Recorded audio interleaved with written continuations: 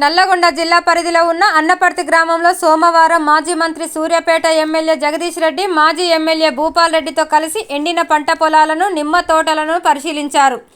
అనంతరం ఆయన అన్నదాతలతో ముచ్చటించి వారి బాధలను అడిగి తెలుసుకున్నారు.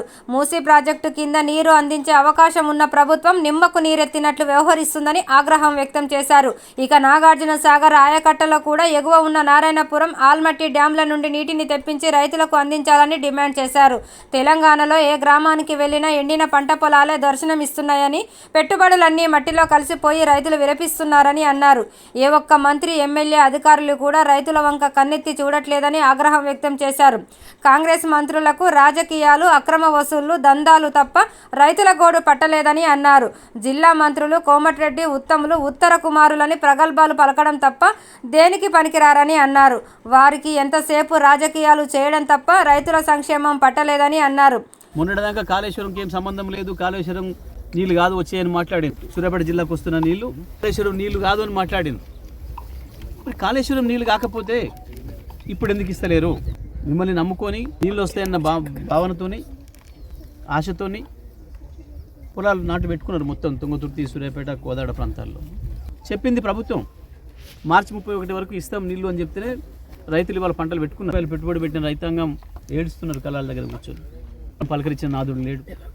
తీసుకురావాలి. ఇప్పుడు మేము చెప్పినాం కాళేశ్వరం నుంచి ఇప్పటికైనా నీళ్ళు తీసుకురావచ్చు. ఇంకా ఈ రోజు కూడా దాదాపు సమస్యల మీద సోయలేదు. ఏమైనా వ్యాపారస్తులను భయపెట్టించి, కాంట్రాక్టర్లను భయపెట్టించి, ఇతరులను భయపెట్టించి, ఆక్మెయిల్ చేసి 4 రూపాయలు సంపాదించుకునే పనిలో ఉన్నారు తప్ప 100 రోజుల నుంచి 100 రోజుల పరిపాలనలో ఒరిగిందేమీ లేదు.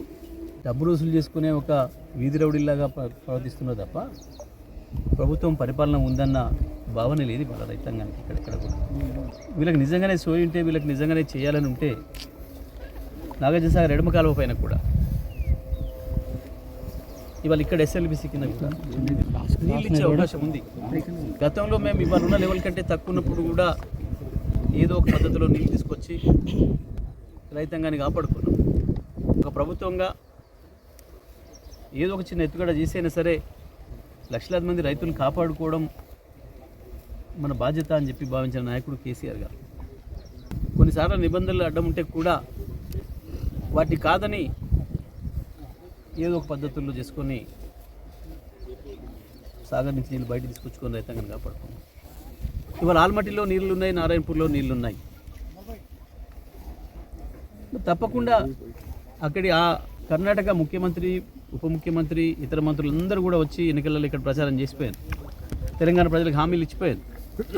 మీ సమస్యలకు మేము కూడా అండగా ఉంటాం, కాంగ్రెస్ పార్టీని గెలిపియండి, మేము కూడా మీకు సహాయపడతామని చెప్పారు.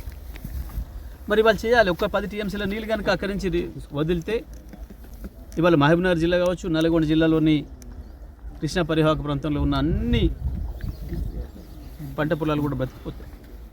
1 ఎకరం కూడా ఎండబెట్టే పని లేదు. కానీ వీళ్ళకి ఆ సోయి లేదు. అసలు ఇంతవరకు ఎక్కడ కూడా ఎండిపోతున్న రైతుల భూముల్ని, పొలాల్ని, వరి పొలాల్ని పరిశీలించిన సందర్భం లేదు. కనీసం జిల్లాధికారులతో సమీక్ష కానీ, రాష్ట్ర స్థాయిలో సమీక్ష కానీ ఇంతవరకు జరగలేదు. నల్గొండ జిల్లా మంత్రుల్ని పోయి పెట్టండి. ఇచ్చింది రైతాంగం, ప్రజలు. కనీసం ఈ రైతుల రుణం తీసుకునే అవకాశం వచ్చింది. మీకు ఏమాత్రం సోయిన్నా ఈ జిల్లా పట్ల 2014 ఏం ముందేముండనో, ఈ 10 ఏళ్లలో ఏం జరిగిందో ఏ రైతును అడిగినా చెప్తారు. ఇప్పుడేం జరుగుతుందో కూడా రైతుల సాక్ష్యం, భూములే సాక్ష్యం. పచ్చి అబద్ధాలతో ప్రజల్ని మోసం చేసి వచ్చిందని ఇవాళ రైతులే మాట్లాడుకుంటారు, ప్రజలే మాట్లాడుకుంటారు. ఇప్పటికైనా సోయి తెచ్చుకొని నల్గొండ జిల్లా రైతాంగాన్ని కాపాడడానికి ఈ జిల్లాలో ఉన్న ఇద్దరు మంత్రులు కూడా పనిచేయాలని చెప్పి మేము డిమాండ్ చేస్తాం.